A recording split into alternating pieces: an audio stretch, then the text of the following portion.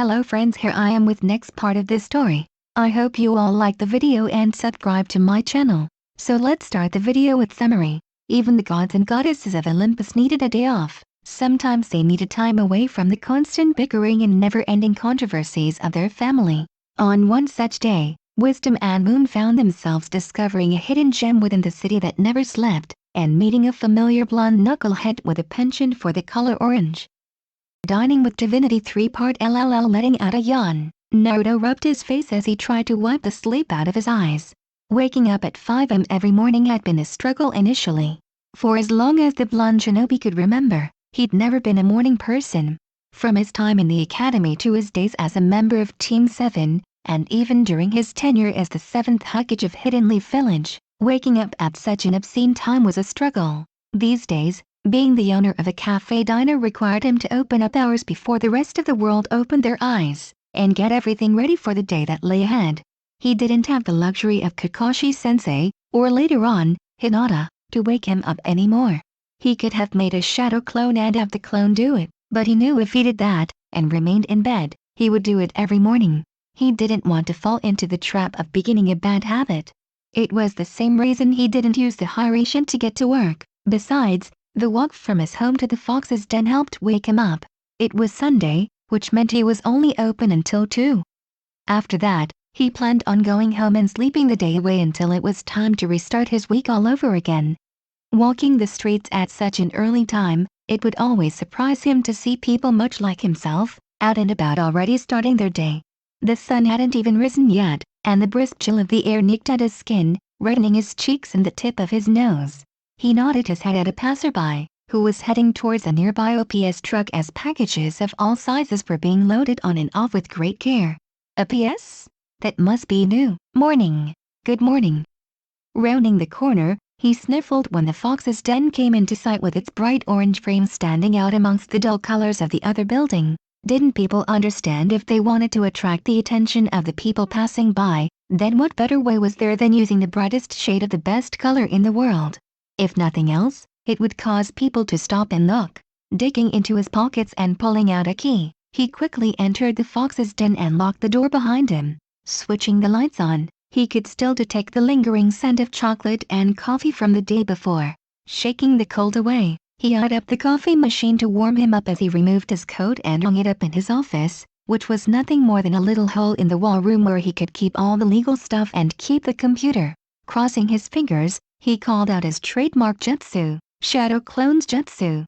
24 Narutos appeared in front of him, falling into 3 lines of 8 and offered the original a quick-fingered salute. Alright, you all know the drill. The list of what we need to make this morning will be on the countertop. The special of the day won't be anything too fancy, but I thought we'd go with a blueberry skyr cheesecake. He watched them nod their heads. The skyr yogurt is on the top shelf. If we need any more, Hiration over to Reykjavik and head to that store frequented when last there. The one nearest to the theater house. They nodded again, forcing him to clap his hands together. Alright then. You know what to do. Let's go! Hi! One by one, the clones made their way into the kitchen, the door flapping in an endless loop as each clone passed through. Letting out another yawn, he turned around and started the process of switching the machines on, from the coffee grinder to the espresso machine, to the automatic drip coffee makers. While his clones handled the baking in the kitchen, he'd handle setting the place up in the front before joining them. While he was on his own in the front, he made himself a drink while he could. The blonde ninja was fond of a Spanish latte, though instead of sugar, he added a splash of honey. Honey was packed full of natural sweetness and energy, and in his opinion, a better option than sugar. His hands moved together with perfect fluidity thanks to constant repetition. Honey, along with a shot of espresso added to the mix, made him hum in delight as he brought the drink up to his mouth. Now that was the good stuff. When he was younger, he never imagined anything coming close to his love for ramen. However, these days he couldn't imagine a morning without some form of caffeine to start his day. He had a couple of hours before he opened his doors to the public. Once open, he estimated he'd have around 10 minutes before the first batch of customers started filing their way in, likely for a takeaway order. Wandering the earth for as long as he had, the blonde owner of the Fox's Den had become good at reading people. He knew when to talk to his customers, and when to leave them be and let them get on with their day. Disappearing once again into the back room, he returned moments later with a large cardboard box in his arms and placed it down on the counter. Unsealing the top, he got a glimpse of the inside. His new order of paper cups had arrived the day before, and like most things in his life, they were bright orange too. A majority of his customers during the morning rush took their orders away with them, and his paper cups were nothing more than the store-bought cups anyone could purchase. These new ones were ordered and designed for the fox's den, with a chibi-styled fox sporting 9 tails in the center drinking a coffee. There could never be too much orange in one person's life. Not to mention, he came to accept it was the little things in life that kept him going. Who knew new paper cups would put a smile on his face? He hoped Kurama didn't mind having his silhouette as the new logo for his business. His face if he saw these. He'd be so mad. He whispered, staring at the chibi fox on the cup, and letting out a low laugh. He'd never forgive me for turning him into a cute cartoon. Knock, knock, knock. Blinking in surprise at the sound, Naruto turned around and faced the doorway, and found himself staring back at a pair of blue eyes on the other side of the glass. Stood with one hand knocking against the glass, was a man somewhere in his late 20s if he had to guess, and dressed up like a mailman, shorts and all. The man possessed dark curly hair poking out from beneath his hat, with elfish features, and looked like he was in desperate need of a good night's sleep with dark shadows forming beneath his eyes. It was even more evident when the man broke out into a yawn. The man then offered him a wave. "Hey, any chance I can come in?" "Moments earlier we got another delivery come in. It looks like another set of packages have come in for Janus. He's requesting it for delivery at 8 a.m. sharp." Hermes heard, and noticed the heads of George and Martha come to life, and turning to look at him. A loud ping followed after, and Hermes couldn't stop the groan from leaving his mouth as he watched Janus's name popped up on the itinerary. As was his every day, the god of messengers, travelers, thieves and a whole array of other domains found himself piled high with his usual responsibilities and duties. None of his Olympian brothers had ever worked the kind of hours he worked regularly. Apollo, in particular, as much as he loved his best friend and older brother, was going through his lazy season. The god of the sun worked little during the winter season, hence why the days were short and the nights long, much to the ire of his twin sister. The sun god spent his time slacking off when he should have been fulfilling his godly duties and wooing beautiful mortals and bringing them to his bed. "We just left New Rome an hour ago. What is Janus ordering this time?" As much as Hermes wanted to do the same, his godly domains were some of the most time-consuming with the world today and left little room for him to enjoy the pleasures that came with modern society. Back in the day, it was his duty to watch over the travelers and merchants as they went on their long and arduous journeys across Greece and deliver the messages from the sky to the sea and the underworld. As one of the few gods who had permission to cross into the domains of his father and his uncles, it made his position on Olympus all the more important. These days, his domains that humanity fell under became so varied thanks to society adapting and growing as a whole, that he became the busiest Olympian out of his whole family. One positive though was that out of all the gods, Hermes felt he was the one who had the best understanding of mortals, thanks to all the time he spent mingling with them. The only ones that came close were Athena and Artemis. With today's developments, his immortal family was keeping him busier than ever. Athena and Aphrodite even had the gall to have him deliver their demigods to their mortal parents moments after their birth. You'd think that was something that needed a face-to-face conversation, but apparently, he was wrong. On the rare occasion when he didn't have to work, he often found himself stealing a page out of Apollo's book, spending the night with a woman.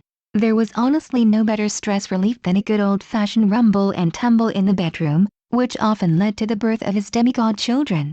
Speaking of his demigod children, Hermes felt a flicker of his essence pulsate a few days back somewhere out in California. It was a feeling he'd felt many times before when his demigod children were born. It turned out, a young woman that he spent the night with during the spring of last year had given birth to his latest son. If it wasn't for his hectic schedule, and the Los Olympus followed, he would visit his children as often as he could. As it was, the best he could do was watch over them, and their mothers from afar, and offer them aid when he could. Eyeing up the two snakes that wrapped themselves around his famous caduceus, the two let out a low hiss as they looked over the list of deliveries he kept on the monitor at all times. Looks like he ordered Season 3 and 4 of CSI, Crime Scene Investigation on DVD. What? He could have just snapped his fingers and made them appear if he wanted them so bad. Throwing his hand in the air, the son of Zeus glared at the monitor. I swear to Hades, that damn border god is doing this on purpose. Just order from Amazon, not me. We got another order coming in, this time from Dionysus. Hermes rolled his eyes. No, no, no. I know what that drunk is trying to get a hold of. He leaned forward and deleted the incoming order with a click of his fingers. Grabbing his notepad, he wrote down a short message for the god of wine, before clicking his fingers and sending it off to the wine god's residence at Camp Half-Blood. Ever since Dionysus made the mistake of chasing after a nymph that Zeus declared off limits, he'd been forced to remain sober and not touch any source of wine for 100 years, as well as run Camp Half-Blood. His punishment made his younger brother miserable. If he thinks I'm falling for his tricks, then think again. He forgets I'm the god of thieves. His brother would be angry, but he could handle Dionysus. Falling back against his seat, Hermes rubbed his eyes and couldn't stop the yawn from escaping his mouth. Gods, he was tired. The rest of his family didn't know how good they had it. I need coffee, otherwise, I'm not going to make it. Stretching out his hand, a mug reading World's Best Grandma, a recent present from Apollo, appeared. Coffee filled to the top inside. Giving it a quick sniff, he brought it up to his lips and instantly regretted it. Rolling down the window, Hermes spat the coffee out onto the street, followed soon after by the rest of the mug. As a god, he could make almost anything appear if he willed it so. All he had to do was picture it in his mind, and will it to be. However, with food and drinks and other edible delicacies, said god had to have some skill over the art. He wasn't bad by any means and was known to treat his mortal lovers to a home-cooked meal from time to time, which made the food he conjured pretty good. His Aunt Hestia and even his stepmother had given him their stamp of approval. Yet, for some reason unbeknownst to him, Hermes could never make a decent cup of coffee. It was the most ridiculous thing. No matter how hard he tried, the Olympian could not crack the code after years of practicing. It was such a mundane thing, yet he failed miserably at it. If Apollo, Ares, or any of his brothers found out, they wouldn't let him live it down. Feeling someone tapping his leg, Hermes glanced over at George and Martha, the latter of whom was trying to get his attention. What? We can afford to take a short break. Why not make a stop and get refreshments? Oh, and where do you suggest? He watched as the two snakes turned to look at each other, whisper something to one another, before turning back to look at him. How about that place up the street? Hermes blinked. Place up the street? He leaned forward and squinted his eyes. It took him a moment to realize what George and Martha were trying to point out. Up the road, not even a minute walk, he spotted a light on in one of the nearby windows. Despite Apollo not yet flying his chariot through the sky, street lights were enough to show off the orange frame that wrapped around the front of the store. The Fox's Den? He read, before tapping his chin. Why does that sound familiar?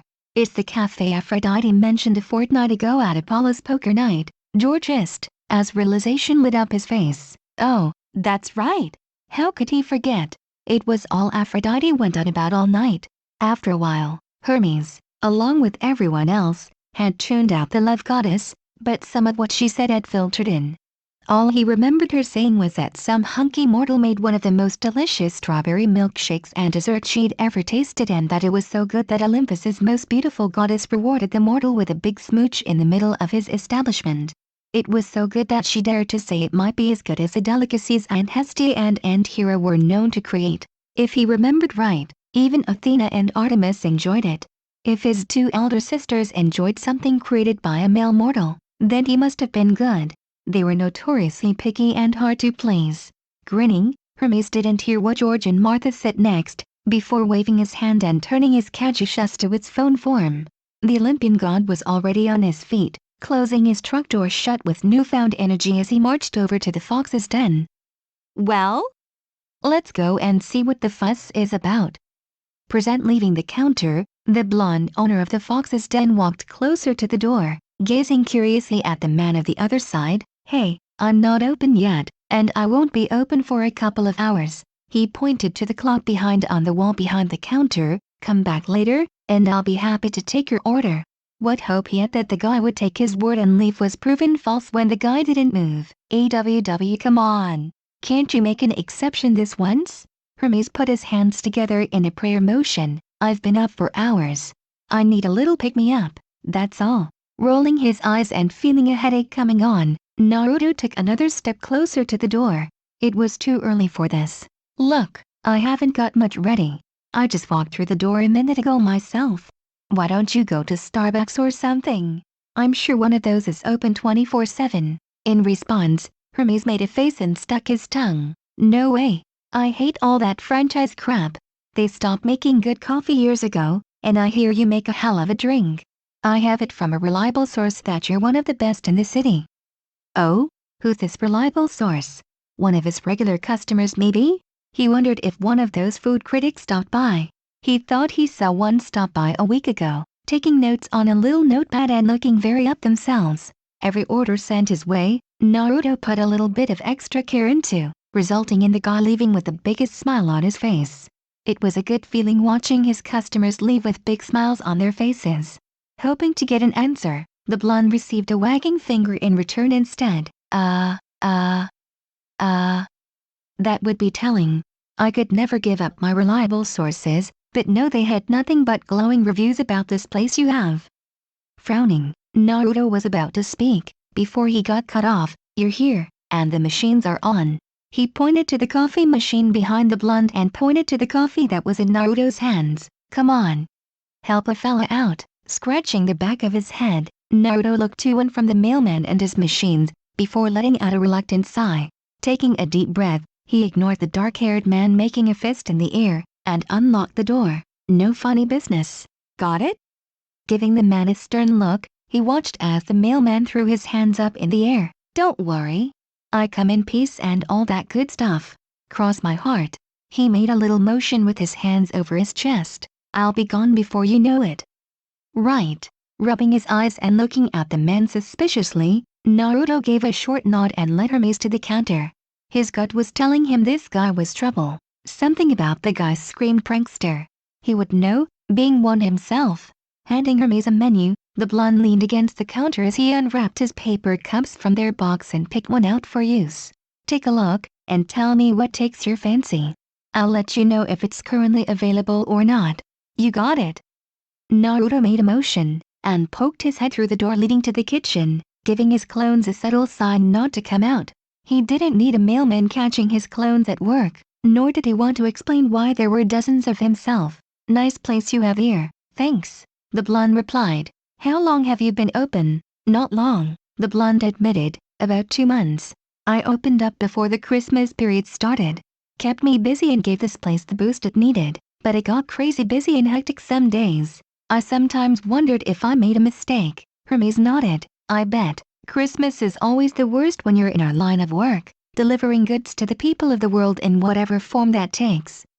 Glancing across the menu, Hermes whistled, an appraising and dubious look on his face. Wow, Aphrodite wasn't kidding when she said this menu was varied. There's something of everything in here. The Olympian would admit he wasn't one to visit cafes often. They were more his sister's kind of thing or his aunt's.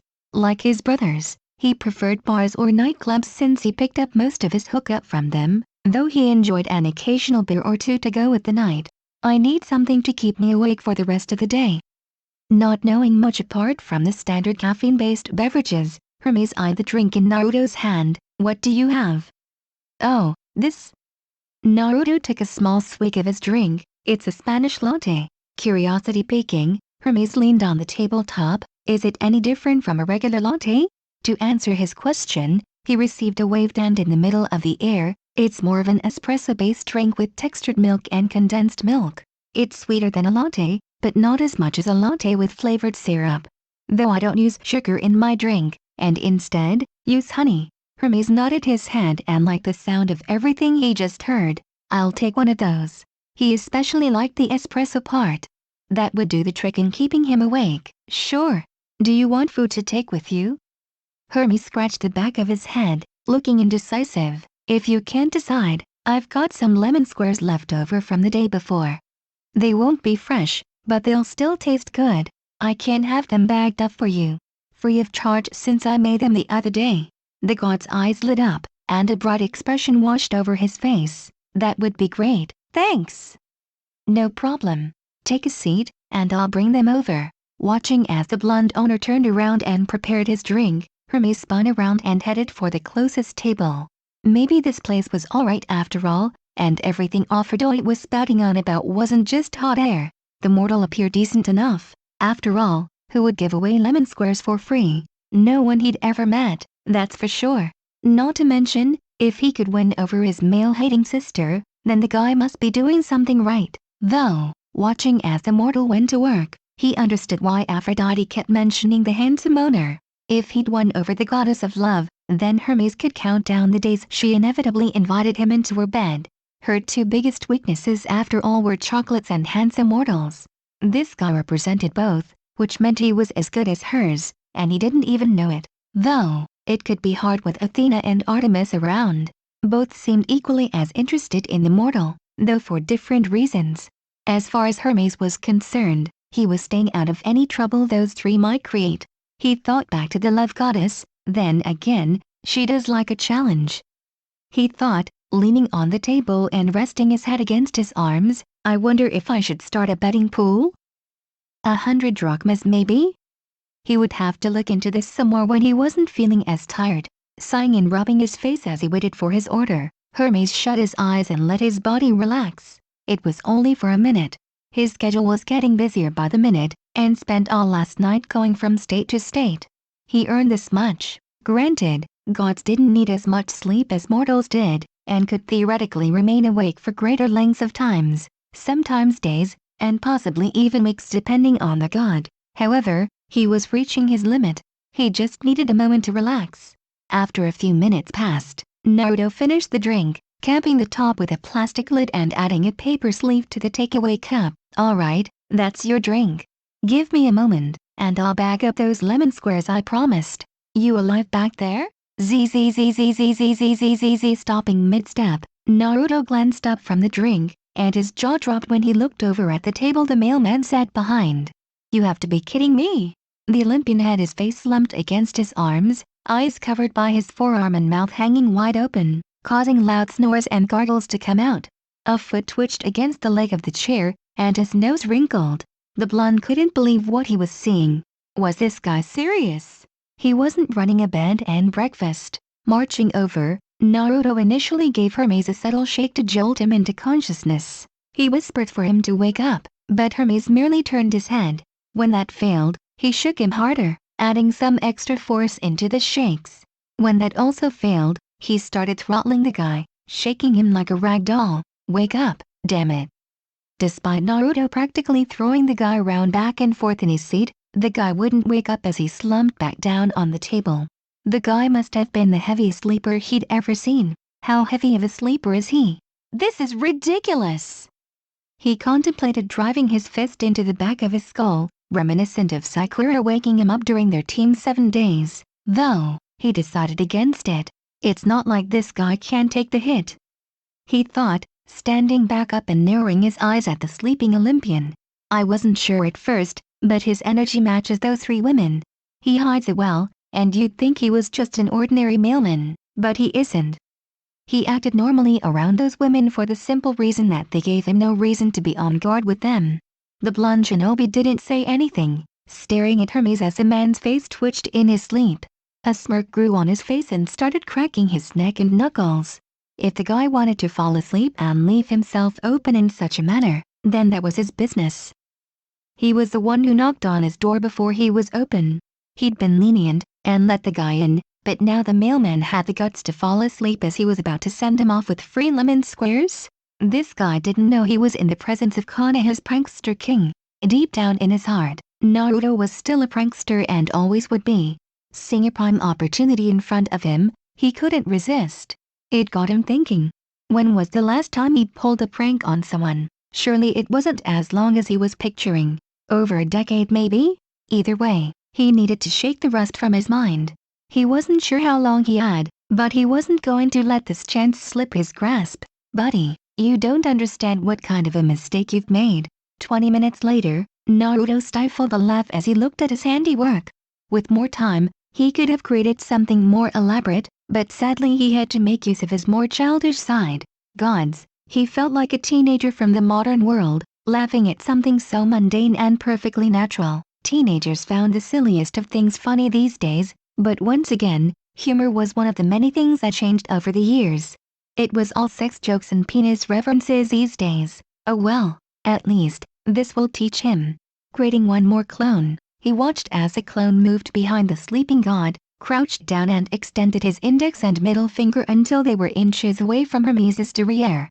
A subtle nod from the original made the clone whisper, "Lightning release, two-finger jolt."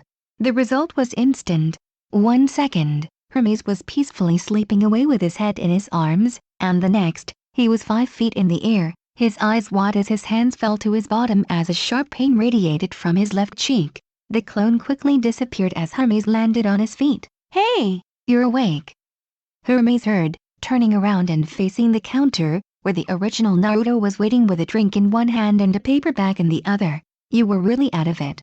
I tried to wake you, but you're one of the heaviest sleepers I've ever seen. I wondered if you died for a moment." "Well, I fell asleep?" The god rubbed his eyes, blinking the sleep out of them.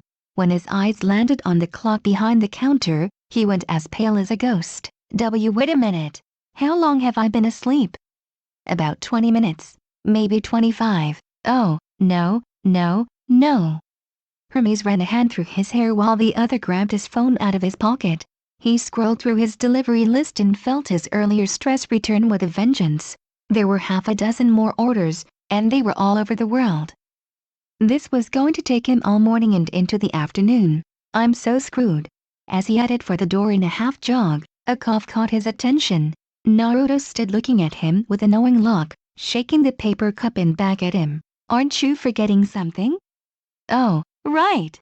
Running back and taking his order, Hermes placed some mortal money on the table for the drink before bolting and throwing the door open. "Thanks again." As sudden as he appeared, the god of messengers disappeared. As soon as the door shut behind him, the blonde ninja's calm facade broke and started to chuckle to himself. "I wonder how long it will take for him to notice?" he thought. On his own once more, he clapped his hands together. "All right, let's get this place ready. Olympus, okay? Something funny is going on here." Hermes thought as he walked the cobbled streets of Mount Olympus. Frowning, he watched as another pair of nymphs often found grazing around the foothills of Olympus sauntered off, erupting into a fit of giggles and hushed tones when they saw him. One by one, as the incidents grew, his paranoia started doing the same. Everyone he came across resulted in the same issue arising. It had been like that all day, and Hermes was beginning to think he was amiss on some con joke floating around his immortal family. Every delivery stop since this morning, no matter who it was, would either start with them laughing at him or forcing themselves to look away as he handed them their delivery. Even George and Martha, whenever he was inside his chariot truck, would look away from him. He could have sworn he heard them laughing underneath their hisses. Truth be told, he cared little about his companions after his Spanish latte. He could still taste the delicious remnants of his drink on his lips. The Olympian almost crashed his chariot truck when he brought it up to his mouth for the first. Not to mention, the lemon squares were heavenly that his eyes nearly rolled into the back of his head. Oh, he understood the appeal after his cup was empty and his bag of lemon squares became substantially lighter. It was damn good. No. It was better than good. It was amazing. It was no wonder his sisters and the love goddess were taken with the little cafe the way they were. He would be going back in the future, and this time at a reasonable time.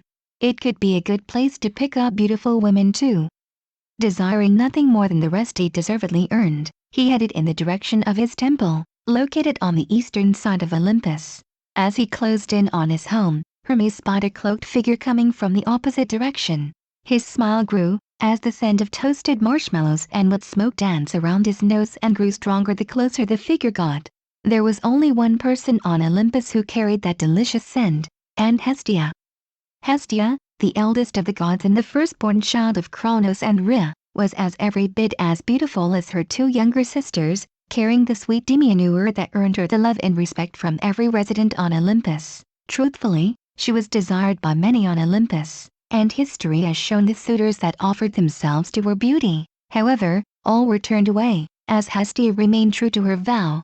Woe to any man who dared force themselves upon the goddess of the hearth, and would find themselves sent into the eternal darkness within Tartarus. Hello, her. Her voice broke halfway through his name, her eyes marginally widening. Oh dear. Huh? Hermes, dear. His aunt's face softened, though a hint of annoyance laced her voice. Have you been spending time with Ares again? Or did you run into Enio? He shook his head. Not recently. I just got home from deliveries. He hadn't seen Ares all week.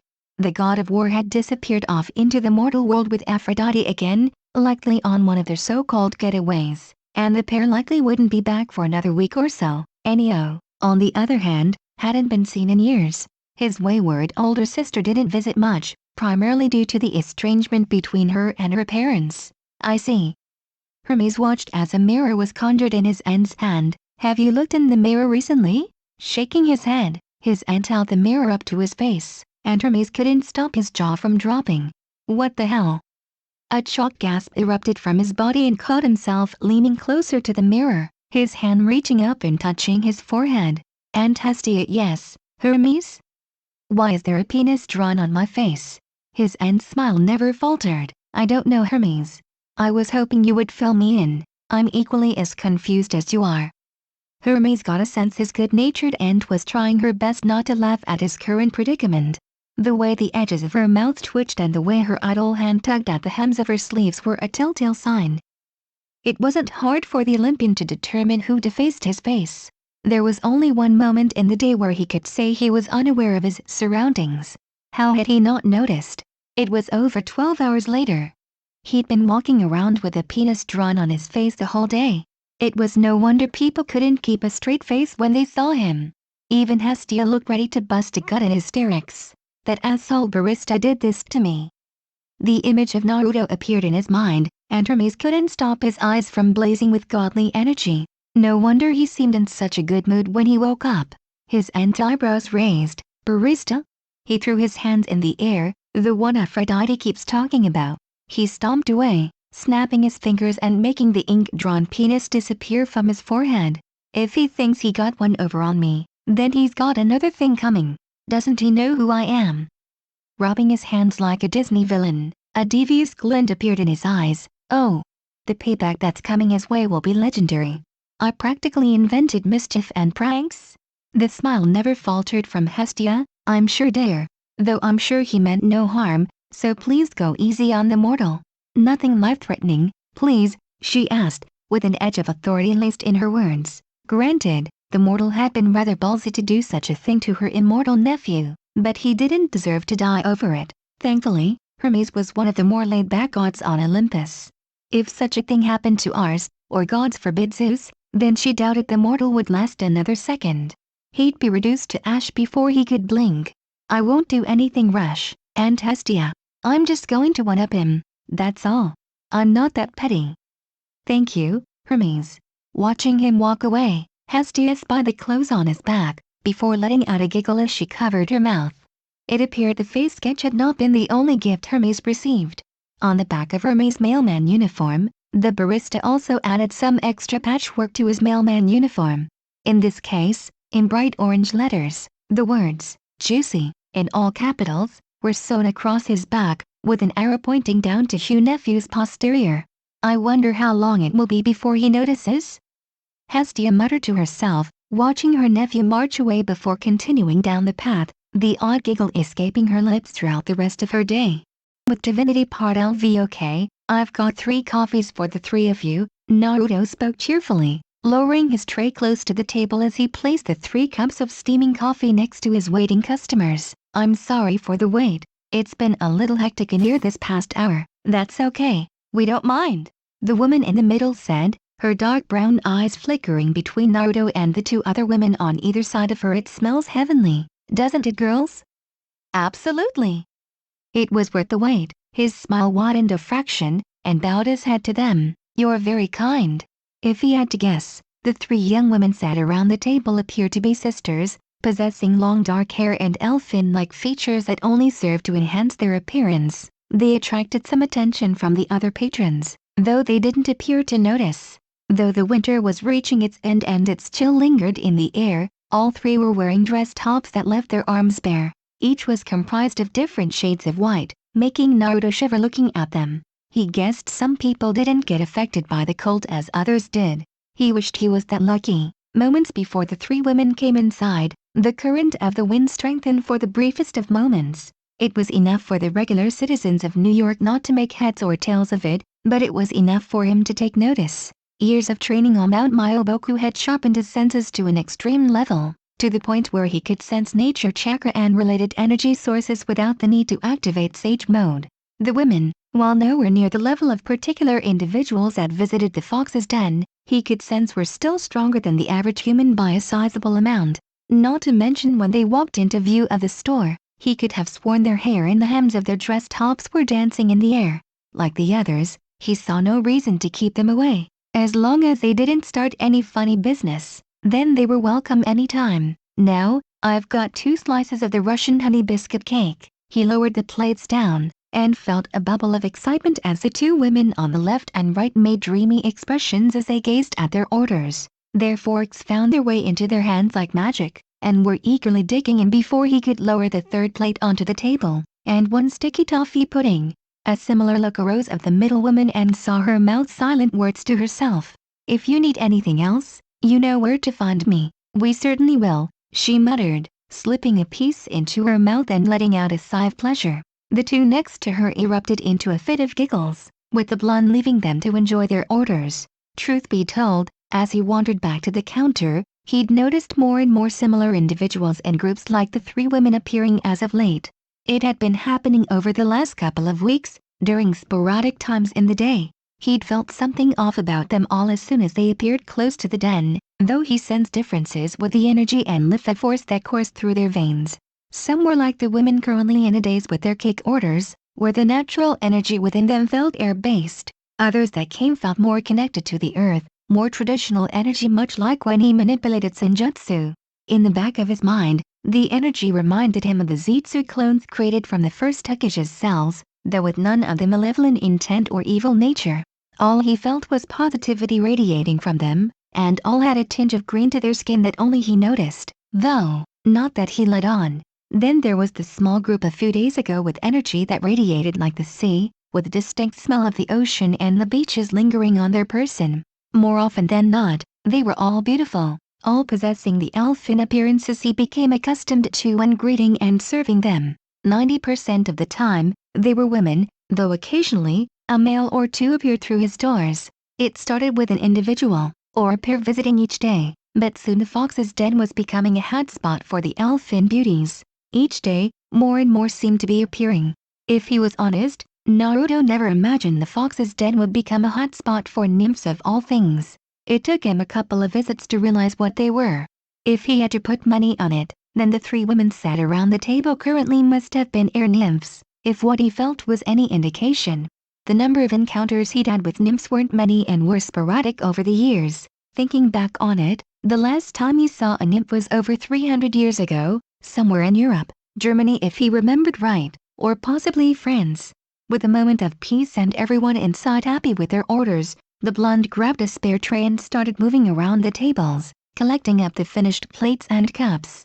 Thanks to the first 3 months being a success, Naruto chose to make a few changes in the kitchen, namely to make the working hours for his clones a little easier. His clones had been a godsend, and if not for them, his menu for the den would have been a fraction of what he offered, especially when it came to the cakes and desserts. So, he installed a commercial dishwasher and glass washer, instead of cleaning them all by hand by the sinks. So far, it had made a world of difference.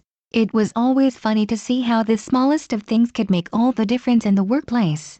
He was halfway around the room making his rounds, his tray stacked high with plates and cups when he found himself freezing in place. His eyes flickered up to the entrance of the den, hovering over the door. Slowly, he journeyed back to the front after dropping the tray off in the kitchen, handing it off to a clone who looked at him with a serious expression. Every clone behind him had stopped, each wearing a similar look on their faces. They felt it too. It was another energy signature. However, this one was vastly different from the nymphs that occupied his tables. He didn't sense any attachment to the air, or the earth, or the sea. It was darker in nature and made the hairs on the back of his neck stand on end. In short, the energy felt like death. Looking across the room, the trio of nymphs had sensed the oncoming power as well, if the way their bodies stiffened. Their eyes were wide as dinner plates, expressions stuck in a mask of fear and terror. No one else in the room appeared to be affected, though he had no time to determine how or why when the bell over the doorway jingled, a waft of cold air entering the room as a body walked inside. The person in question was male, standing around the same height as himself with skin the color of teakwood. His eyes were a haunting shade of gold, like the honey he offered to his customers with their tea and coffee.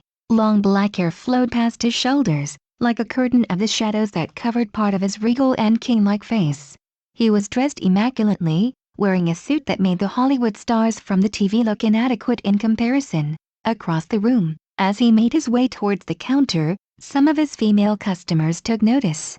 If the blushes appearing on their faces were any indication, they found the man very attractive.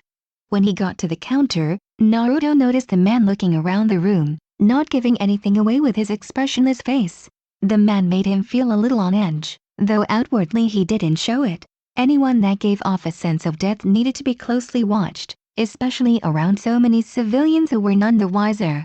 He looked at the three nymphs out of the corner of his eye, though noticed the man briefly looked their way as well. All three visibly gulped, and to Naruto's surprise, gave the man a short curtsy, despite being sat down. Just who is this guy? He thought, before putting on a smile. Welcome to the Fox's Den, Naruto welcomed, ending the silence and catching the man's attention. As he did with every customer, he took out a menu and offered it to the finely dressed man. However, unlike everyone else that walked through his doors, the man didn't take the menu. Instead, he stared at Naruto, then looked in the glass cabinet where many of the den's cakes were presented to the public, and then back at the blonde. Are you the owner of this establishment? His voice was rich and velvety. It was so smooth the blonde could picture the voice belonging in a blues club, making the women swoon and sway with his velvety tunes. I am. Is there something I can help you with? The man nodded, lacing his fingers together and placing them on top of the counter. You can. My name is Mr. Black. I'm here representing a client, if you will, who wishes to privately book your establishment out for an afternoon. Naruto's eyebrows raised in surprise. This was a first. Really? Truthfully, he hadn't looked into the idea of customers privately renting this space out for an afternoon, or an evening. Really? The man nodded, his face remaining impassive as honeygold met blue. My client has caught wind of your establishment and heard the glowing reviews from members of her family that have already visited. Her interest has piqued because of it, and she wishes to visit you to see if the word of mouth is true. The blonde nodded, though he adopted a confused look. Well, that's great and all, but why does she need to rent out the entire place? Can't she visit during my regular days? The list when we're open is displayed on the window on the right as you enter. Unfortunately not, due to certain time constraints. The man known as Mr. Black answered back immediately as if expecting the question. My client is a busy woman, who has important duties and responsibilities that she must see to, around these months in particular. The man shifted his stance, reaching into his pocket and pulled a sheik. Her current place of work can be rather time-consuming. Rubbing the back of his head, Naruto guessed he could understand the reasoning, though renting it out for one person seemed a bit much. Who was this person anyway? Some kind of CEO of some big-time corporation? Or maybe some visiting princess, or queen? He was sure he didn't have any royalty visit his little cafe yet. At least, none that he knew of anyway. Not to mention, if this guy who sensed like death was working for someone, did that mean the woman he was referring to also carried around the same kind of feeling? Humming to himself, and tapping his fingers against the counter, Mr. Black patiently waited for Naruto to speak. So, it's one person renting the place out? Am I getting that right? I'll be catering to one person if I accept? Two. Her husband will be coming with her. The blonde sighed as the picture forming in his mind became clearer. Okay, I guess that makes sense. They want a private space to enjoy their meal? That's correct.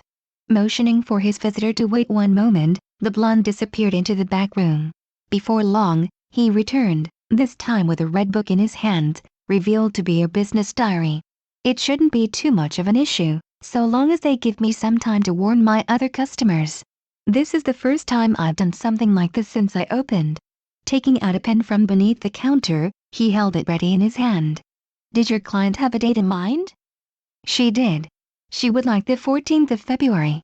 The 14th though, Naruto started, beginning to flick through the pages before stopping a moment later. He gave the man a deadpan stare. The 14th of February? That's right, so. Valentine's Day. Once again, that is correct. Putting down his pen, Naruto gave the so-called Mr. Black a skeptical look. This guy couldn't be serious, could he? Let me get this straight. Your client wants to privately book out my cafe for an afternoon on Valentine's Day of all days? One of the potentially busiest days of the year for someone like me, which also happens to be tomorrow. The blonde shinobi felt like wringing the guy's neck when he nodded. That's right. Hence, why I was given this. He held up the hand with the sheik still resting in his grasp and placed it down on the counter. My client is the understanding kind, and to compensate you for your time and willingness to accept under short notice, I was permitted to offer you a blank sheik. Naruto blinked in surprise and tilted his head when he stared down at the sheik. True to Mr. Black's words, the part of the sheik that displayed the amount of money was blank of any writing, while a very neatly written signature was present in the bottom corner. Your client is serious about this, huh? She is.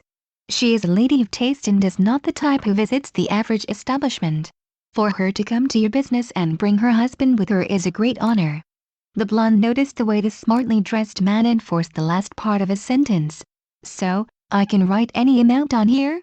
The man nodded, so he further asked, I could write down something like $1 million and that wouldn't be an issue? Watching Mr. Black closely, the man pushed a lock of stray hair out of his face, his gold eyes boring into his own with something akin to amusement. Am I Uzumaki? Naruto nodded, and let the man continue. All I will say is that money's of no issue to my clients. Name your price, and I shall inform my client you will be expecting them tomorrow without delay. The blonde shinobi couldn't help but whistle, both in amazement and amusement. Whoever they were, they must have pockets that ran deep into the earth if they could throw around words like that. Rubbing his chin as he let the information sink in, he ignored Mr. Black's expressionless stare as the man waited for a response. The blonde shinobi of old wasn't worried when it came to money. Not in the slightest. Over the years of his existence, Naruto had done the smart thing and kept a little nest egg to the side that over time began to grow and grow. It was the side effects of becoming a responsible adult. When his decision to come to New York and set up shop was decided, he digged into that nest egg and got everything he would need with it. His home, the fox's den, all the appliances, and furniture. Not to mention all his ingredients. If he was honest, when everything was added up, it hadn't broken the tip of the iceberg of the fortune he was sitting on. He really touched it and had it all hidden away in a location only he was aware of. Everything he made from the fox's den went into a bank account he set up before arriving. He couldn't look too suspicious. Then again, I am running a business and that's a whole afternoon of revenue not coming my way. $1 million is too much, even if their pockets are too deep to make sense of. He didn't want to appear too greedy, but if they were offering a chance to fill his wallet then why not? He wouldn't go too overboard. $10,000 and you have yourself a deal. Seemed like a fair ask. Hiding his surprise, he watched as Mr. Black didn't bat an eyelash and pulled out a fancy-looking Montblanc fountain pen from his inside pocket. Is that made of real gold? How fancy are these people? Scribbling the amount on the sheik, Mr. Black looked him dead in the eye, the sheik being offered to the blonde barista. Taking it and giving it a once-over, Naruto smirked at Mr. Black. I hope this doesn't bounce. That would be embarrassing after everything the man just told him. Mr. Black didn't react. He remained completely stone-faced as he replied, Trust me, Mr. Uzumaki, it won't. If you say so. Glancing at the name written on the sheik, he rose an eyebrow. Mrs. P. Underhill? Might I inquire what her first name is? I like to know the names of the people whose money I'm taking. Rolling his neck, a distinct pop made the mysterious Mr. Black sigh in comfort before answering, You'll get your answers tomorrow. Until then, all you need to know is that my clients will arrive tomorrow at 4 p.m. How long they will stay for, I don't know. However, I recommend that you prepare thoroughly. Mrs. Underhill is known to be demanding if the gossip she's heard about your food is anything to go by. He leaned in, with Naruto reacting by doing the same. She has a sweet tooth that puts many to shame, though can be picky. She has high expectations. Is that right? Naruto rubbed his chin, a thoughtful expression sweeping over him. If she had high expectations, then he would need to pull a few rabbits out of his hat. As confident as he was that as many would knock their socks off, he could prepare some special dishes for his guests. If they were willing to part with $10,000, then he was going to give them their money's worth. A couple of ideas were floating around. He could have a lot of fun with this. He had a few dishes in the pipeline he could test out tomorrow. Are there any dietary restrictions I should know about? None. Any preferences I should know about? Again, Mr. Black shook his head. Well, that made things easy. All right then. In that case, you have yourself a deal. The blonde extended his hand to the man. Tell Mr. and Mrs. Underhill I'll have some specials whipped up just for them. I'll make sure they get their money's worth. It took a few moments of silence before Mr. Black reciprocated. The men had a firm handshake, and Naruto couldn't help noticing how cold the man's hands were. They felt like ice cubes. I'll pass on the message. Nodding, the blonde pocketed the shake. Before the man left, he spoke up again. Can I get you anything before you go? Mr. Black was prepared to turn around and leave at a moment's notice, but he couldn't deny the smell radiating from the fox's den was heavenly. He looked across the room, ignoring the shivering forms of the nymphs, and looked at what some of the mortals were eating and drinking. He hadn't visited a cafe in the mortal world in decades. His eyes flickered through the cabinet with the cakes, zeroing in on the chocolate cake to the far left. His tongue licked the edge of his mouth. That looks good. Straightening his tie, his voice was low, almost a whisper. I'll take a slice of the chocolate cake to go, and a regular coffee with no sugar. Coming right up. Valentine's Day, my dear. You can't be serious, Hades muttered, his voice low as his dark eyes took in the orange frame that wrapped around the front of the building. He'd never seen something so hideous and deliberate in centuries. It was like a monstrous beacon of color, and far too bright for his rich taste. Being in an environment where the brightest colors were the glowing crimsons and dark yellows that emanated from the rivers of lava that ran through the underworld, he could say that if he ever found something that sickly shade of orange anywhere near his home, he would send it deep into Tartarus. It would never see the light of day again if he had his way.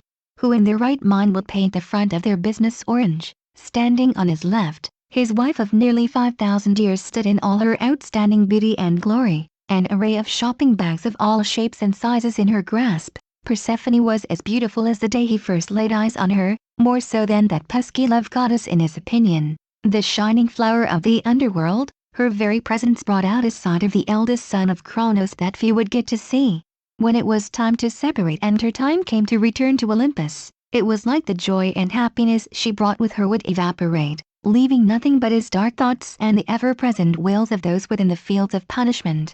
He felt his wife lean into him, the top of her head barely coming up to his shoulder. Even wearing those ludicrous heeled boots she chose to wear on their outings into the mortal world, he towered over her as he did with most people. He didn't show it, but he was disappointed she wasn't wearing the black dress she frequently wore whilst in the underworld. The one that billowed around her body like smoke, and gave off an aura of mystery. Millennia on from the day they married and his wife was still capable of making his godly core boil with desire. Don't be a bore, Hades. There's nothing wrong with adding a splash of color to an otherwise dull palette. A snort came out of Hades. Persephone, a splash of color is painting a window frame red, or a letterbox a shade of blue. A splash of color is not painting the outside of the building the most hideous shade of orange imaginable. Be that as it may, I like it. You would like it. Are you doubting my tastes? Never, my dear. I'm merely showing how different our color preferences are. Dressed in one of his finest suits for the day in the mortal world, the god of the underworld hadn't been able to hide his skepticism when his wife informed him of their plans for Valentine's Day.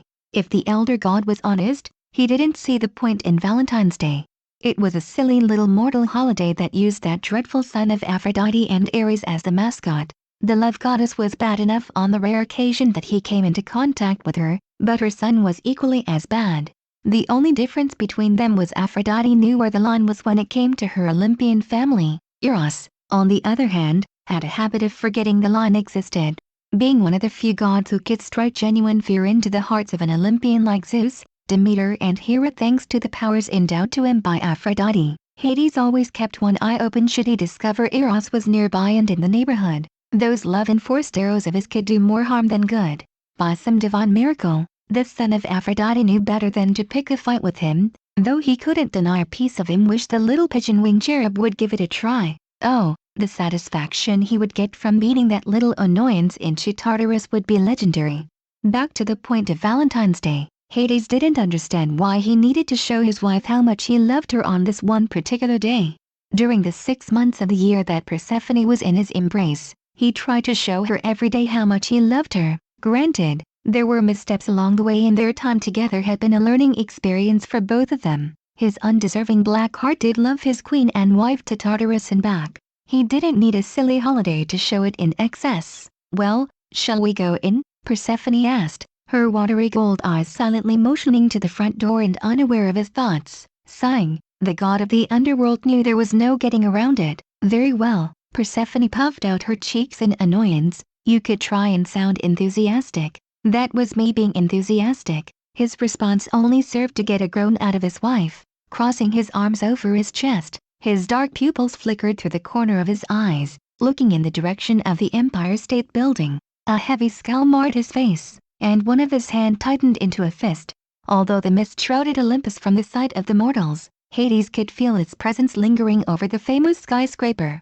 The home of the Greek pantheon has never been a home to him, nor did it welcome him like it did the rest of his family. Being near its doorstep, it never failed to stir up old and bitter feelings. His so-called family were the ones who made him into the person he was, keeping him at a distance at all times and never trusting him the same way after the Titanomachy.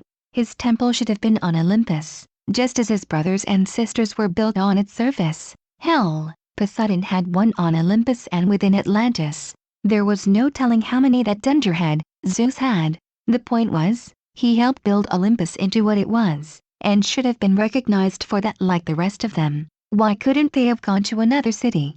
Before Hades could let his thoughts begin running away, the petite and smooth hand of his wife laced through his fingers. The contact was enough to halt those thoughts. Stop thinking about them. I wasn't. He didn't fight her grip as she pried his hand away from his crossed arms. Yes, you were. A pang of sympathy ran through Persephone's chest. The goddess of spring had learned the telltale signs of her husband over the millennia. She knew something was bothering him like a pit in her stomach. I know you don't like being so close to Olympus and it stirs up old feelings and grudges, but we've had a nice day out so far, haven't we?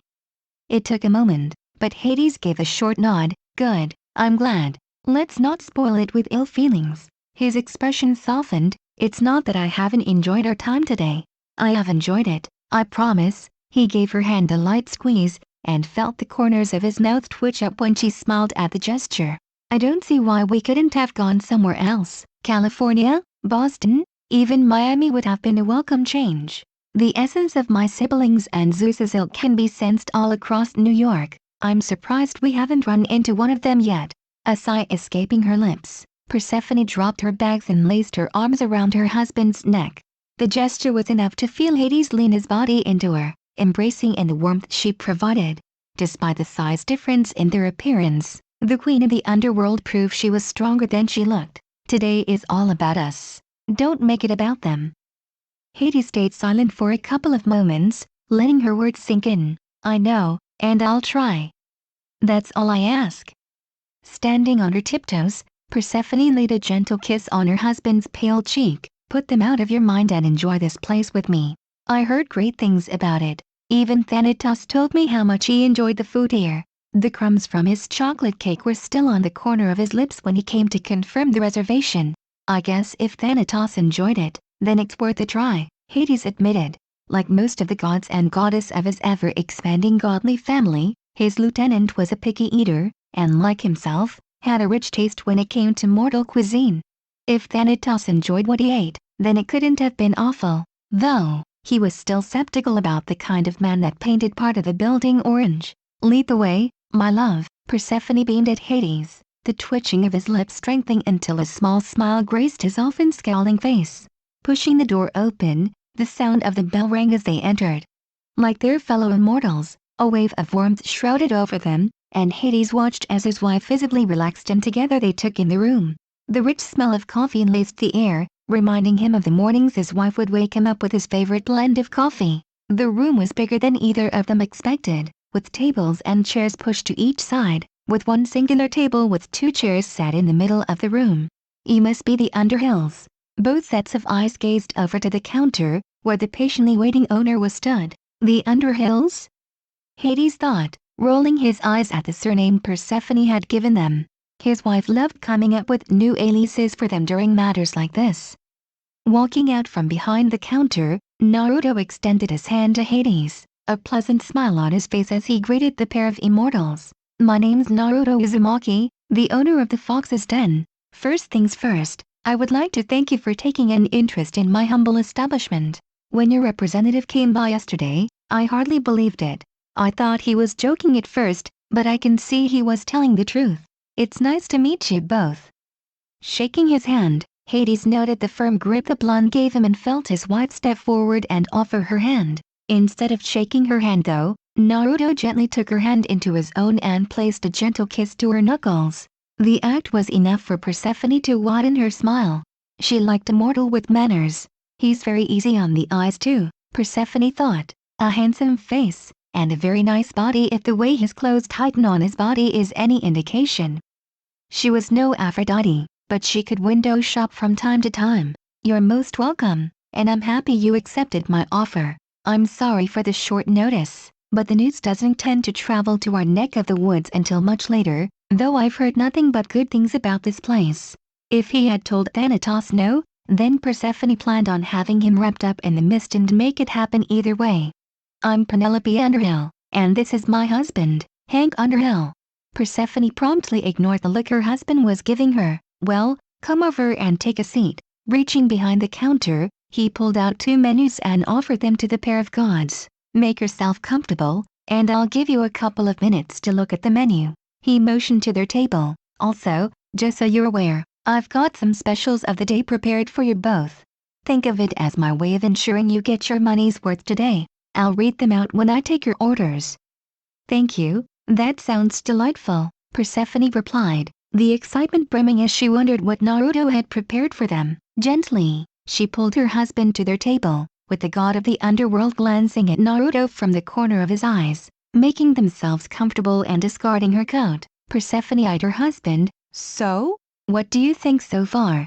The god of the underworld took notice of the excitement in his wife's voice. She looked at him expectantly, without trying anything on the menu. "I can't make any judgment yet." When his wife scowled at him, he internally sighed and made a change to his answer. "It appears adequate. The place has a nice atmosphere. The rich smell of coffee is pleasing, I'll admit." As suspected, her face made a 180. "I knew you'd like it."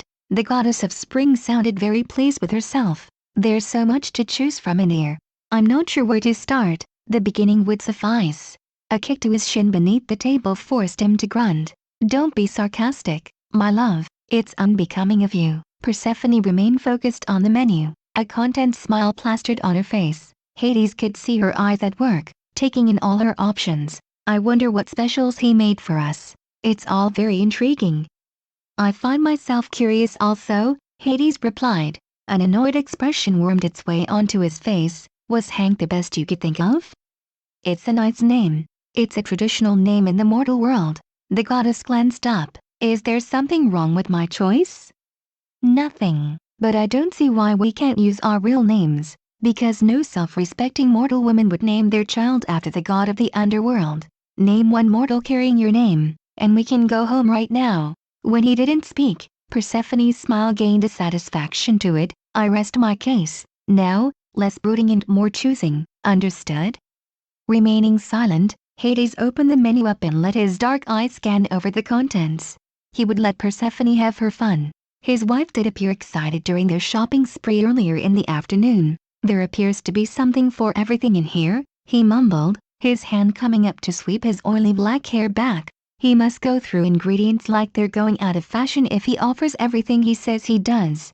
He must be doing well to afford it, as the richest member of his Olympian family. Call him curious if he wondered how a mortal could afford such a massive selection. Most places he was aware of didn't provide a third of what the blonde owner was offering to his clientele.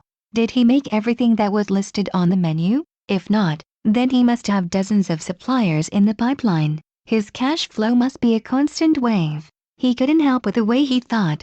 As the god of riches, it sparked his curiosity. Focus, Hades. Pick something before your wife calls you out on it. While Hades was busy mulling over his thoughts, Persephone was busy biting the corners of her mouth. She couldn't decide what she wanted. Everything sounded so good. Where to start? If it wasn't for word getting to her by Hermes, who was delivering a package to Hecate in her residence within the underworld, then she wouldn't have heard a peep about the fox's den. News tended to reach the underworld slower than most, though when she asked why she hadn't heard about such a place existing sooner, she noticed Hermes begin to shuffle around uncomfortably. Surely, any place that attracted the attention of multiple Olympians was worth hearing about. Despite not being an Olympian, being one of the eldest children of Zeus, as well as a queen of the underworld, had its perks. Suffice to say, it took 5 minutes before she had Hermes spilling out all the gossip on Olympus. Her time in the underworld had provided her with many a means to get the information out of her unwilling hostage. By the time she let her little brother free, Persephone was internally seething. Cracks formed on the marble floor of her husband's palace as she marched back to her chambers. That damn Aphrodite. Oh, she knew the love goddess could be petty, but she was asking for it now. Aphrodite had done everything in her power to keep the information from getting to the queen of the underworld, and Persephone knew why. Their little rivalry that started with Adonis all those years ago continued to plague them to this day and only worsened as time went on. The two goddesses used to be good friends, but these days after the Adonis incident, their relationship never recovered. The two were always trying to one-up each other in a variety of ways, to the point that the other gods would simply bypass them. The stunts they pulled on each other were legendary. However, when one of her mother's servants informed her by iris message that the love goddess planned to visit and spend the evening at the fox's den with the owner's scrumptious treats, the goddess of spring couldn't help but throw a wrench in her plans. Valentine's Day was a big day for Aphrodite, and Persephone couldn't help but grin at the satisfaction of denying the love goddess of what she desired. Even if it was for only one day, she couldn't sense the love goddess's essence anywhere near the fox's den, which meant she hadn't stopped by yet. The look on her face would be priceless. When 5 minutes passed, the two gods felt their host appear next to them, his notebook and pen in hand as he gave them a polite smile. So, before I take your orders, would you like me to read out the specials for you? The blonde looked pleased with himself. Yes, please, Persephone replied, followed by a nod from Hades. She couldn't wait. Well, Naruto started. For the special day, I have arranged 3 different dishes for you, all of which were freshly baked earlier today. The first of which is a grapefruit curd tart with chamomile whipped cream. Persephone's eyes lit up, followed by an audible intake of air. The second is a fig almond tea cake with a coconut honey glaze. Finally, since it's Valentine's Day, I thought the third option should be something related to the subject of love, so I prepared a chocolate-dipped strawberry Neapolitan cake. Hades hummed as he leaned back in his chair. The god of the underworld wouldn't admit it out loud, but the choices laid out to them sounded very appetizing. If the mortal prepared such dishes for them, and if he liked them, he would be willing to leave a generous tip for the man, despite the money already provided. Despite his reputation, Hades commended hard work and dedication. Looking at his wife, Persephone was practically bouncing in her chair, her eyes lit up like fireworks.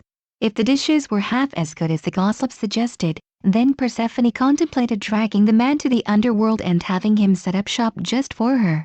She had a spot in mind next to her famous garden. That way, she and her husband could have their orders brought to them on the veranda overlooking the fields of asphodel. Her fellow goddesses might not be happy with the change in location, and it meant they would have to gain her husband's permission to enter his realm if they wanted to visit. Seeing his wife's excitement, he snapped his menu shut and looked his wife square in the eye. In that case, we'll take all 3. My wife and I will share a plate of each of your specials between us. Naruto nodded and wrote it down on his notepad. His smile widened when he saw Persephone reach over the table and take her husband's free hand into her own. A tiny smile grew on the face of Hades and winked in his wife's direction. It was beautiful to see how in love the pair were with each other. He got the feeling the husband was the type who would go to the moon and back if it made his wife happy. You guys are a sweet couple. That's kind of you to say, Persephone replied, her thumb tracing against her husband's pale skin. He can be as stubborn as a mule when he wants to be, and moodier than a bull seeing red, but deep down my hubby is a softie. Not enough people are lucky enough to see that side of him, but I do. She gave her husband a reassuring squeeze. It hasn't been easy, but we've been married for a long time and overcome obstacles that would cause most to call it quits. I hope he knows how much I have come to love him. The god of the underworld's expression softened further. He does. You're lucky to have each other, Naruto replied, his gaze turning and staring out the window at the people walking the pavement across the road. Most people these days don't seem to understand how precious marriage is, especially when the right person comes along. It provides an opportunity to grow in selflessness as you serve your wife, or husband, and any children that come from the union. It's more than a physical union. It is also a spiritual and emotional union. Both immortals looked at him with mild surprise. They both looked into his blue eyes and noticed a sadness within them. Any kids? Both nodded. A daughter, Hades quietly replied, still looking up at the blonde owner with an inquisitive stare. That's nice. Are you married? The question came from Persephone. Right before her eyes, she noticed a momentary shift happen with the blonde owner. Like a door had been cracked open, followed by a wave of sadness briefly resonating from his person, and his face gaining a faraway look as a sad smile took over. Persephone almost wished she hadn't asked. Widowed. Oh, her voice was quiet. I'm sorry. She hadn't intended to stir up old feelings. To be so young and already a widow must have been difficult. He looked barely out of his 20s. It took a few silent moments before the blonde shook off the sadness, his smile returning to normal and waving a hand in the air. Don't be. It was a long time ago. Seeing you both together reminds me of my time with my wife, and how I wish we had longer together. I miss her, dearly. He brought his notepad and pen back up. Now, let's keep going with your orders, shall we? What would you both like to drink? Oh, that's right. They still had their drinks to order. Releasing her husband's hand, Persephone had to skim through the menu one last time before she confidently knew what she wanted. I would love one of your coconut and vanilla cappuccinos, please. It sounds delicious. Nodding his head, Naruto turned to Hades. Could you serve anything a little stronger? Hades asked. The hot drinks offered on the menu sounded good, but the elder god had a desire for something with an extra something in them. Stronger? In what way? Say with a little extra kick? Hades put some emphasis on the last part and Persephone watched as an understanding occurred between the two men. Tapping his chin with his pen, Naruto made a humming sound. I get you. Normally, I wouldn't serve any alcohol in my drinks, which is why I haven't put any on the menu. Although, I could make an exception given the private setting. Did you have something in mind? Perhaps an Irish coffee? Would that be out of the question? A half grin stretched onto Naruto's face. I think you might be in luck. Naruto gave an appraising look. I like your style, Hank Underhill. Hades nodded in the blonde's direction, saying nothing about the alias. It will take a bit longer to prepare, so I hope you don't mind the wait. That's fine. The rulers of the underworld watched the blonde disappear and get their orders ready, leaving the pair to rejoin their hands across the table. He seems nice. He's alright, Hades replied. For a mortal anyway. Persephone leaned her free elbow on the table, and placed her head in her palm. We should bring Melino with us next time. That girl doesn't leave the underworld enough. Although, she rubbed tiny circles in the back of her husband's hand, it might have to wait until the fall. I'll be returning to Olympus in a few weeks. Maybe we can plan an outing for the three of us when I return in the fall? A grunt came out of Hades' mouth. He wasn't against the idea. He just didn't like hearing his wife speak about their upcoming separation for 6 months. Don't be like that. It will give us something to look forward to when I return in the autumn season. I'd like it better if you stayed with me all year round. Hades spat bitterly. If it wasn't for that overbearing idiot I'm forced to call my sister throwing a tantrum, then you would be with me always. To this day, after millennia had passed, the relationship with Demeter only worsened over time. The goddess of the harvest and the seasons couldn't accept that Persephone could love someone like him. If Demeter had her way, which at one point she did, then she would lock her daughter away in a secret location only known to her, and barred anyone else from their family from ever seeing her. Demeter took the term mother knows best to an extreme level, and he knew how frustrated Persephone could get with the woman who tried to control every aspect of her life. "You're doing it again, my love." A knowing look crossed over her face before the goddess stood up from her seat. Never breaking the hold on her husband's hand, Persephone guided her chair around the table and sat next to him. "You can't help yourself with forcing negative feelings to filter into your mind, can you? What am I going to do with you? You could stay with me, and tell Demeter to fuck off back to the nearest wheat field," he replied, though regretted it when Persephone picked up a spoon and bobbed him on the forehead with it. "Oh. You might not like her, but she is still my mother, no matter how overbearing she can be. It comes from a place of love." Leaning back in her chair, she crossed one leg over the other. "If you're a good husband for the rest of today, and you don't allow any more negative thoughts to filter their way in, I might consider treating you later." "Treating me?" Reaching next to the table, Persephone pulled up one of her many shopping bags and gave it a shake in the air. While you were busy ogling one of the store's clerk's chest, she gave him a brief look, making Hades have the decency to gulp. He thought he'd been more discreet. "I went and got a little something from the lingerie department. I thought I could wear it tonight." The lingerie department?" Humming in confirmation, a coy smirk wove its way onto her face. "Would you like me to wear them for you tonight? It comes with this little piece that leaves little to the imagination." Hands still together, Persephone could almost feel her husband's godly ichor begin to heat up at the thought. "Would you like that, my love?" "Very much so." He'd be a fool not to follow her orders. "Good. Then no more negative thoughts and you might get to see it later." "Very well, my queen." Small talk broke out between the pair, time passing quicker than either realized.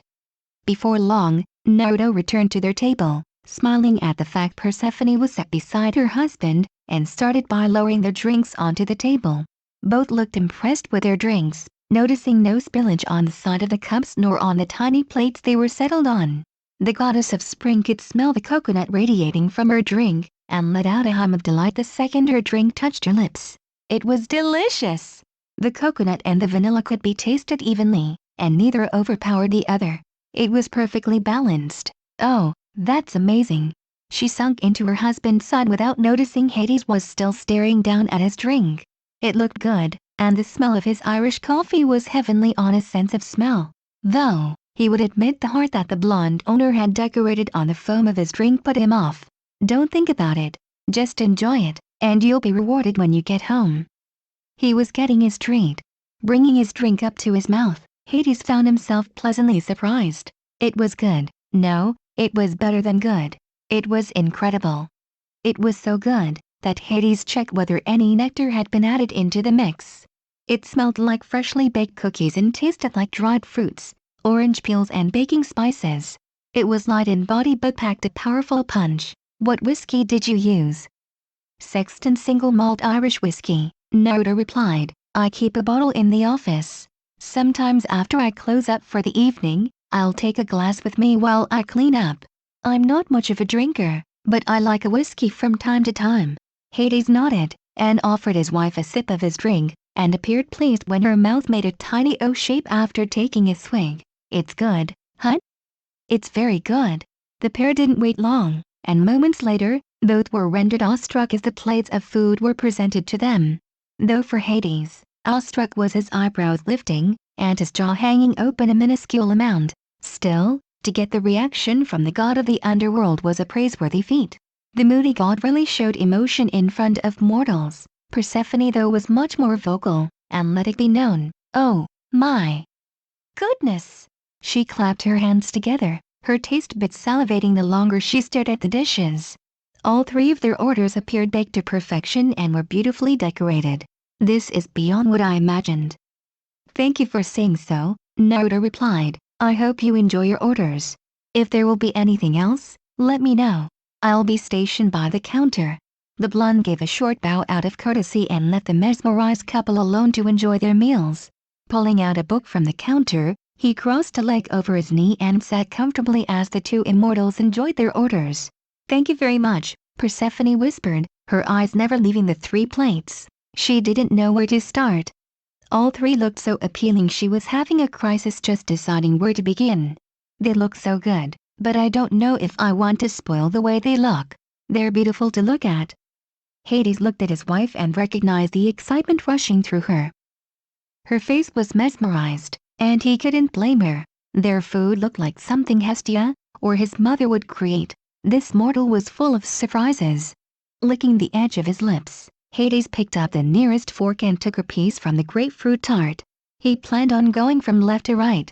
He heard Persephone gasp as if his action was unwarranted before she mimicking his actions.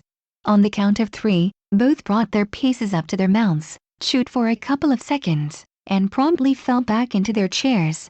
Both their eyes glazed over in delight, their shoulders slumping in comfort, and their breathing synchronizing. Neither could have prepared for the onslaught of flavor that assaulted their taste buds. Holy gods above! This is the best thing I've ever tasted in my life, Persephone muttered. Nothing even comes close. I'm sorry, my love, but I think Hestia and your mother no longer hold the top spot anymore. She wasn't kidding. Gods and immortals were notoriously hard to please, in almost every way one could imagine. For a mortal to be talented enough to render herself in such a state with food was unfathomable. My love? Are you okay? The goddess of spring waited a few moments before she got a response, only it wasn't the response she imagined. Instead of words coming out of her husband's mouth, it was a long and drawn-out moan of pure delight erupting from her husband's mouth. It was guttural, like the sound was coming from his very soul. Oh my! By the counter, Naruto didn't even look up from his book. He merely shook his head and continued to read. Persephone said nothing, nor did Hades react to the sight of his wife staring at him with surprise. Instead, he shocked Persephone by cutting a larger piece of the tart with his fork and chomping on the dessert as if it was about to disappear from his life forever. Though he remained silent after the second bite, the smile on his face grew wider and wider by the second. It was as if the tart was pumping pure happiness into the veins of the god of the underworld. Hey! No fair! Stick to your half. Persephone pushed her shock aside and wrestled her husband's fork away from the tart. She wanted another piece too. Don't make me poke you with the end of my fork, my love. It went on that way for the rest of their time spent at the fox's den. Never had the smile on Hades' face reached as wide as it did that afternoon as he ate cake and joked with his wife. Food was truly the way to a person's heart, and Persephone for one loved every second of it. Their afternoon that Valentine's Day became one of their happiest memories in recent memory, and served to cherish the love and bond husband and wife felt for each other. The blonde couldn't fathom the priceless service he'd provided for his two customers. Once the pair of immortals finished devouring the tart, they moved on to the tea cake. Once that was finished, they moved on to the Neapolitan cake. If the moans of delight that came from both Persephone and Hades were any indication, then the day had been a success in Naruto's eyes and ears. For the next couple of hours, the pair continued to order the same special dishes over and over again, and the blonde hadn't minded at all. Watching them out of the corner of his eye, the old shinobi felt old memories begin to stir in the back of his mind as a familiar beauty appeared in his mind. Hinata. Boy, he hadn't thought about his wife in a very long time. Not because he didn't want to see her beautiful face in his mind, but because when he did picture her, it only served to remind him of everything and everyone he'd lost. The ones that were forever out of his reach. Gone to a place he could never go.